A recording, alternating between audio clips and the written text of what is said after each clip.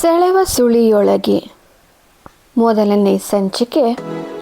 ಕತೆಗೆ ಹೋಗೋಕ್ಕಿಂತ ಮುಂಚೆ ನಿಮ್ಮಲ್ಲಿ ನನ್ನದೊಂದು ಸಣ್ಣ ರಿಕ್ವೆಸ್ಟ್. ನೀವಿನ್ನು ನಮ್ಮ ಚಾನೆಲ್ಗೆ ಸಬ್ಸ್ಕ್ರೈಬ್ ಆಗಿಲ್ಲ ಅಂದರೆ ದಯವಿಟ್ಟು ತಕ್ಷಣವೇ ಲೈಕ್ ಮಾಡಿ, ಶೇರ್ ಮಾಡಿ ಮತ್ತು ಸಬ್ಸ್ಕ್ರೈಬ್ ಮಾಡಿ.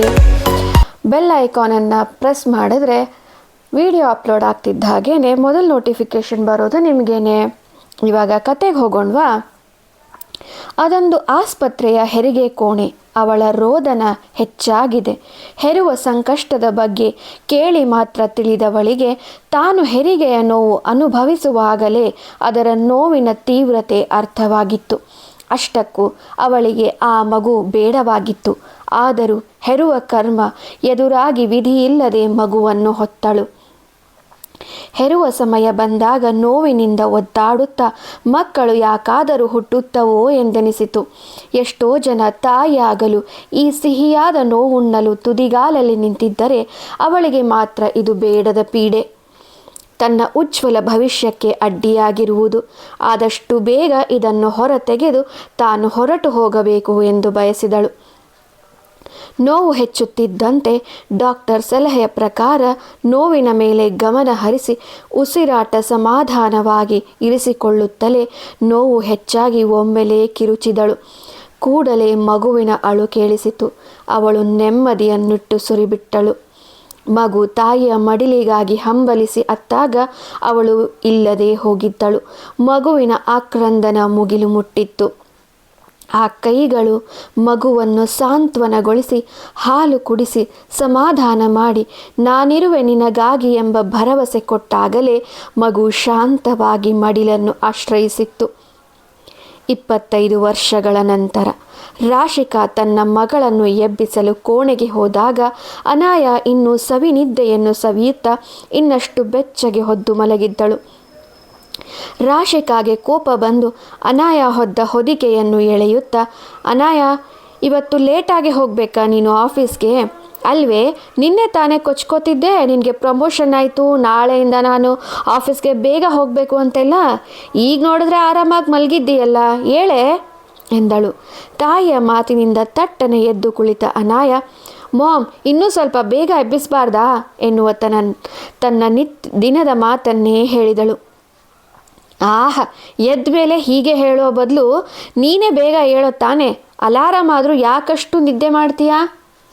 ಮಾಮ್, ನಿದ್ದೆ ಬಂದಾಗ ನಿದ್ದೆ ಮಾಡಬೇಕು ಅಷ್ಟೇ, ಅದಕ್ಕೆ ಅಲಾರಾಮ್ ಆಫ್ ಮಾಡಿ ಮಲಗೋದು. ಮಾತಲ್ಲೇ ಸಮಯ ಹಾಳು ಮಾಡೋದಕ್ಕಿಂತ ಬೇಗ ಹೊರಡು, ತಯಾರಾಗು, ಕೆಲಸಕ್ಕೆ ಹೋಗೋ ಮೂಡಿದೆಯೋ ಇಲ್ವೋ ಎಂದು ಗದರಿದಾಗಲೇ ಅನಾಯ, ಈಗ ಹೊರಟೆ ಮಾಮ್ ಎನ್ನುತ್ತಾ ಓಡಿದಳು. ರಾಶಿಕಾ ನಗುತ್ತಾ ಹಾಸಿಗೆ ಸರಿಪಡಿಸಿ ಹೊರಬಂದು ತನಗೂ ಹಾಗೂ ಮಗಳಿಗೂ ಸೇರಿ ತಿಂಡಿ ತಯಾರಿಸಿದ್ದಲ್ಲದೆ ಊಟ ಸಹ ತಯಾರಿಸಿ ಡಬ್ಬಕ್ಕೆ ತುಂಬಿಸಿದ್ದಳು. ಅನಾಯ ಸ್ನಾನ ಎಲ್ಲ ಮುಗಿಸಿ ಬಂದವಳೆ ನೇರವಾಗಿ ತಿಂಡಿಗೆ ಕುಳಿತಾಗ ರಾಶಿಕಾ ಆಕ್ಷೇಪಿಸುತ್ತಾ, ಏನದು ಅನಾಯ, ನೇರವಾಗಿ ತಿನ್ನೋ ಕೂತ್ಕೋತೀಯಾ? ಹೋಗಿ ದೇವರಿಗೆ ಅಟ್ಲೀಸ್ಟ್ ಕೈ ಆದರೂ ಮುಗಿದು ಬರಬಾರ್ದಾ ಎಂದಳು. ಮಾಮ್, ನನಗೆ ದೇವ್ರ ಮೇಲೆ ನಂಬಿಕೆ ಇಲ್ಲ ಅಂತ ಗೊತ್ತಲ್ವ ನಿನಗೆ. ನನ್ನ ಪಾಲಿಗೆ ನೀನೇ ದೇವರು. ನಿನಗೆ ಬೇಕಾದರೆ ಕೈ ಮುಗಿತೀನಿ, ನೀನೇ ಬೇಡ ಅನ್ನೋದು. ನನಗೆ ಕಾಣದೇ ಇರೋ ದೇವರಿಗಿಂತ ಕಣ್ಣೆದುರಿಗೆ ಇರೋ ನೀನೇ ದೇವರಮ್ಮ ಎನ್ನುತ್ತಾ ಭಾವುಕಳಾದಳು. ರಾಶಿಕಾ ಮಗಳನ್ನು ತಬ್ಬಿಕೊಂಡು, ಅನಾಯ, ನನ್ನನ್ನು ಆ ದೇವರ ಸ್ಥಾನದಲ್ಲಿ ಕೂರಿಸಬೇಡ ಕಣೆ, ನನಗಿಷ್ಟ ಇಲ್ಲ. ನಾನೇನಿದ್ರೂ ಹುಲುಮಾನವಳು ಅಷ್ಟೇ ಎಂದಳು. ಮಾಮ್, ನಿನ್ನ ಪಾಲಿಗೆ ನೀನು ಹುಲುಮಾನವಳಾಗಿರಬಹುದು, ನೋಡಿಗರಿಗೂ ಹಾಗೆಯೇ ಇರಬಹುದು, ಆದರೆ ನನ್ನ ಪಾಲಿಗೆ ಮಾತ್ರ ನೀನು ನನ್ನ ದೇವತೆ. ಇದನ್ನು ಯಾರಿಂದಲೂ ಬದಲಾಯಿಸಲಾಗದು. ರಾಶಿಕಾ ಇನ್ನು ಹಳೆಯ ನೆನಪುಗಳಿಗೆ ಜಾರುವ ಮುನ್ನ ಅನಾಯ ಎಚ್ಚರಿಸಿ, ಮಾಮ್, ಬೇಗ ತಿಂಡಿ ತಿನ್ನು. ನಿನ್ನನ್ನು ನಿನ್ನ ಆಫೀಸ್ಗೆ ಡ್ರಾಪ್ ಮಾಡಿ ನಾನು ನನ್ನ ಆಫೀಸ್ಗೆ ಹೋಗ್ತೀನಿ. ಪ್ರಮೋಷನ್ ಆದ ಮೊದಲ ದಿನಾನೇ ಲೇಟಾಗಿ ಹೋದರೆ ಏನು ಚಂದ ಅಲ್ವಾ? ನಮ್ಮ ಎಮೋಷ್ನಲ್ ಡ್ರಾಮಾನ ಮತ್ತೆ ಯಾವತ್ತಾದರೂ ಕಂಟಿನ್ಯೂ ಮಾಡೋಣ ಎಂದಳು. ರಾಶಿಕಾ ಕಣ್ಣರಿಸಿಕೊಂಡು ಸರಿ ಸರಿ ಎನ್ನುತ್ತಾ ತಿಂಡಿಯ ಶಾಸ್ತ್ರ ಮುಗಿಸಿ ಎದ್ದಳು. ಅನಾಯ ಅಡುಗೆ ಮನೆಯಲ್ಲಿದ್ದ ಪಾತ್ರೆಗಳನ್ನು ಡಿಶ್ ವಾಷರ್ಗೆ ಹಾಕಿ ರಾಶಿಕಾಳ ಜೊತೆಗೆ ಹೊರಬಂದಳು.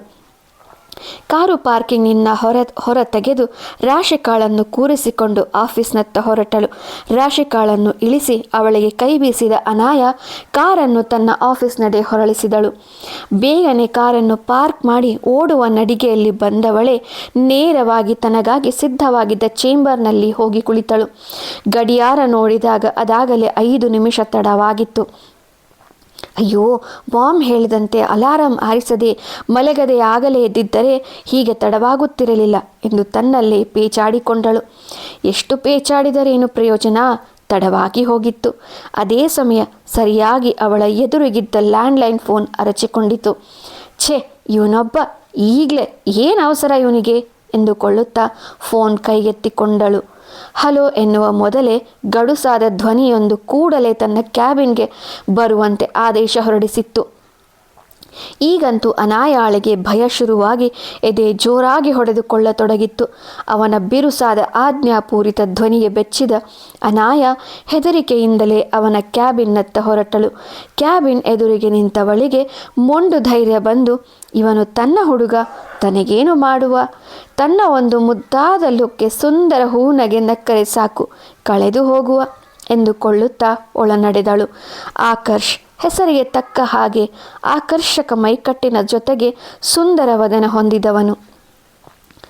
ಆಫೀಸ್ನ ಮುಖ್ಯ ಸ್ಥಾನಕ್ಕೆ ಬಹಳ ಬೇಗ ಬಡ್ತಿ ಹೊಂದಿದ್ದ. ಅವನ ಪರಿಶ್ರಮ ಹಾಗೂ ನಿರಂತರ ದುಡಿಮೆಯ ಪರಿಣಾಮ ಇಂದು ಅವನು ಮ್ಯಾನೇಜರ್ ಸ್ಥಾನವನ್ನು ಅಲಂಕರಿಸಿದ್ದ. ಅನಾಯ ನಸುನಗುಸು ಸುತ್ತ ಸಹಜವಾಗಿ ಬಾಗಿಲು ತಳ್ಳಿಕೊಂಡು, ಅರ್ಷು, ಅದೇನೋ ನಿನಗೆ ಅವಸರ? ಬರ್ತಿದ್ದ ಹಾಗೆ ನಿನ್ನ ಚೇಂಬರ್ಗೆ ನನ್ನ ಕರೆಸಿಕೊಂಡಿರುವೆಯಲ್ಲ, ಏನೋ ನನ್ನ ತುಂಬ ಮಿಸ್ ಮಾಡ್ಕೋತಿದ್ಯಾ ಹೇಗೆ? ಸಂಜೆ ಬರೋವರೆಗೂ ಕಾಯೋ ತಾಳ್ಮೆ ಇರಲಿಲ್ವಾ ಎನ್ನುತ್ತಾ ನೇರವಾಗಿ ಹೋಗಿ ಅವನೆದುರಿಗೆ ಕುಳಿತಳು. ಆಕರ್ಷ್ ಒಮ್ಮೆ ಅವಳನ್ನು ನೇರವಾಗಿ ನೋಡಿ ತನ್ನ ಕೈಲಿದ್ದ ಗಡಿಯಾರ ನೋಡಿಕೊಂಡು, ಮಿಸ್ ಅನಾಯ, ಇದೇನು ನೀವು ಹೀಗೆ ನಡ್ಕೋತಿದ್ದೀರಿ? ನಿಮ್ಮ ಸೀನಿಯರ್ ಜೊತೆ ಹೇಗೆ ನಡ್ಕೋಬೇಕು ಅಂತ ಹೇಳಿಕೊಡಬೇಕಾ ಎಂದ ಬಿರುಸಾಗಿ. ಅವನ ಬಿರುಸಾದ ಮಾತಿಗೆ ಅನಾಯ ಸಪ್ಪೆ ಮುಖ ಮಾಡಿ, ಸಾರಿ ಸರ್ ಎಂದಳು. ಆಕರ್ಷ್, ಮೊದಲ ದಿನವೇ ತಡವಾಗಿ ಬಂದ್ರಲ್ಲ, ಮುಂದೆ ಹೇಗ್ರಿ ನಿಮ್ಮ ಪೋಸ್ಟ್ನ ನಿಭಾಯಿಸ್ತೀರಾ? ನಿಮ್ಮನ್ನು ನೋಡಿ ನಿಮ್ಮ ಜೂನಿಯರ್ ಏನು ಕಲಿಬೇಕು? ಹೀಗೆ ಇರ್ರೆಸ್ಪಾನ್ಸಿಬಲ್ ಆಗಿ ನಡ್ಕೊಳ್ಳೋ ಬದಲು ಮೊದಲು ಸರಿಯಾಗಿ ನಡ್ಕೊಳ್ಳಿ ಎಂದ. ಅನಾಯ ಹೆಚ್ಚು ವಾದಿಸದೆ ಸರಿ ಎನ್ನುವಂತೆ ತಲೆ ಆಡಿಸಿ ಅವಳ ಮೌನ ನೋಡಿ ಒಳಗೆ ನಕ್ಕ ಆಕರ್ಷ್, ಏನ್ರಿ ಇನ್ನೂ ಹಾಗೆ ನೋಡ್ತಾ ನಿಂತಿದ್ದೀರಲ್ಲ, ಹೋಗಿ ನಿಮ್ಮ ಕೆಲಸ ನೋಡ್ಕೊಳ್ಳಿ, ಬಂದಿದ್ದೇ ಲೇಟು, ಈಗೇನು ಮಿಕ ಅಂತ ನೋಡ್ತಾ ನಿಂತಿದ್ದೀರಿ ಎಂದ. ಅದು ಸಾರಿ ಸರ್, ಈಗ ಹೊರಟೆ, ಇವತ್ತಿನ ಕೆಲಸಗಳನ್ನು ನನ್ನ ಟೀಮ್ಗೆ ವಹಿಸಬೇಕು ಎಂದು ಹೊರಟಳು. ಆಕರ್ಷ್ ತನ್ನವಳ ಸಪ್ಪೆ ಮುಖ ನೋಡಿ ಬೇಸರಗೊಂಡ. ಅವಳ ಸಪ್ಪೆ ಮುಖ ನೋಡಲಾಗದೆ ಅವಳನ್ನು ಮತ್ತೆ ಲವಲವಿಕೆಯಿಂದ ಇರುವಂತೆ ಮಾಡಲು ಎದ್ದು ಅವಳ ಕೈ ಹಿಡಿದು ಎಳೆದ. ಆಕರ್ಷ್ನ ಹಠಾತ್ ವರ್ತನೆಯಿಂದ ಬೆಚ್ಚಿದ ಅನಾಯ ಆಯ ತಪ್ಪಿ ಅವನಿಗೆ ಹೊರಗಿದಳು. ಅವನ ಮೇಲೆ ಮೊದಲೇ ಕೋಪ ಬಂದಿತ್ತು. ಅವನ ಈ ನಡೆಯಿಂದ ಮತ್ತಷ್ಟು ಕೋಪಗೊಂಡ ಅನಾಯ, ಸರ್, ಇದು ಆಫೀಸ್, ನಿಮ್ಮ ಮನೆಯಲ್ಲ. ಹೀಗೆ ನಡ್ಕೊಳ್ಳೋಕ್ಕೆ ನಾನೇನು ನಿಮ್ಮ ಹೆಂಡತಿಯಲ್ಲ, ಇದು ನಿಮ್ಮ ಬೆಡ್ರೂಮ್ ಸಹ ಅಲ್ಲ. ಹೀಗೆಲ್ಲ ಆಡಿದ್ರೆ ನಾನು ನಿಮ್ಮ ಮೇಲೆ ಕಂಪ್ಲೇಂಟ್ ಕೊಡಬೇಕಾಗುತ್ತೆ ಎಂದು ದಬಾಯಿಸಿದಳು. ಆನ್ಯಾ, ಸಾರಿ ಡಾರ್ಲಿಂಗ್, ಏನೋ ರೇಗ್ಸೋಣ ಅಂತ ಹಾಗಾಡಿದೆ, ಅದನ್ನೇ ಮನಸ್ಸಲ್ಲಿಟ್ಕೊಂಡು ನೀನು ನನ್ನ ಮೇಲೆ ಕಂಪ್ಲೇಂಟ್ ಕೊಡ್ತೀನಿ ಅಂತೆಲ್ಲ ಅನ್ನೋದಾ? ನೋಡಿ ಸರ್, ನಾನು ಆನ್ಯಾ ಅಲ್ಲ, ಅನಾಯ, ಮೈಂಡ್ ಯುವರ್ ವರ್ಕ್ ಎಂದು ಬಿರುಸಾಗಿ ಹೇಳಿ ಅವನ ಹಿಡಿತ ಬಿಡಿಸಿಕೊಂಡು ಹೊರಗಡೆ ಹೋದಳು. ಆಕರ್ಷ್ ತನ್ನ ಹಣೆ ಚಚ್ಚಿಕೊಂಡು, ಏನೋ ಮಾಡೋಕ್ಕೆ ಹೋಗಿ ಏನೋ ಆಗೋಯ್ತಲ್ಲ, ಇನ್ನು ಇವಳನ್ನು ಸಂಜೆ ಹೇಗೆ ಸಮಾಧಾನ ಮಾಡೋದು ಎಂದು ತನ್ನಲ್ಲೇ ಹೇಳಿಕೊಳ್ಳುತ್ತಾ ತನ್ನ ಚೇರ್ ಮೇಲೆ ಕುಳಿತ. ಅನಾಯ ಕೆಲಸದಲ್ಲಿ ಅಚ್ಚುಕಟ್ಟಾಗಿದ್ದರೂ ಸಮಯ ಪಾಲನೆಯಲ್ಲಿ ಸ್ವಲ್ಪ ಹಿಂದೆ ಇದ್ದಳು. ಆದರೂ ವಹಿಸಿದ ಕೆಲಸವನ್ನು ಶ್ರಮಪಟ್ಟು ಮಾಡಿ ಅವಧಿಗೆ ಮುಂಚೆ ಒಪ್ಪಿಸುತ್ತಿದ್ದಳು. ಅವಳ ಈ ನಡತೆಯೇ ಪ್ರಮೋಷನ್ ಪಡೆಯಲು ಸಹಾಯ ಮಾಡಿತ್ತು. ಎಷ್ಟೇ ಕೆಲಸ ಇದ್ದರೂ ಸಂಜೆ ಹೊತ್ತು ಒಂದರ್ಧ ಗಂಟೆಯಾದರೂ ಅನಾಯ ಆಕರ್ಷ್ನ ಜೊತೆ ಕಳೆದು ಮನೆಗೆ ಹೊರಡುತ್ತಿದ್ದಳು. ರಾಶಿಕಾ ಮಾತ್ರ ಮನೆಗೆ ಬೇಗನೆ ತನ್ನ ಆಫೀಸ್ನ ವಾಹನದಿಂದ ಬರುತ್ತಿದ್ದಳು. ಮನೆಗೆ ಬರುತ್ತಲೇ ತಾಯಿ ಮಗಳಿಬ್ಬರು ಸ್ನೇಹಿತರಂತೆ ದಿನದ ಎಲ್ಲ ಘಟನೆಗಳನ್ನು ಒಬ್ಬರಿಗೊಬ್ಬರು ಹೇಳಿಕೊಳ್ಳುತ್ತಾ ಅಡುಗೆ ಮಾಡಿ ಒಟ್ಟಿಗೆ ಊಟ ಮಾಡುತ್ತಿದ್ದರು. ಇಬ್ಬರು ತಾಯಿ ಮಗಳಿಗಿಂತ ಹೆಚ್ಚು ಪ್ರಾಣ ಸ್ನೇಹಿತೆಯರಂತಿದ್ದರು. ಅವರ ಮಧ್ಯೆ ಈ ಬಾಂಧವ್ಯ ಬೆಳೆಯಲು ಆ ಘಟನೆ ಕಾರಣವಾಗಿತ್ತು. ಯಾವುದು ಆ ಘಟನೆ?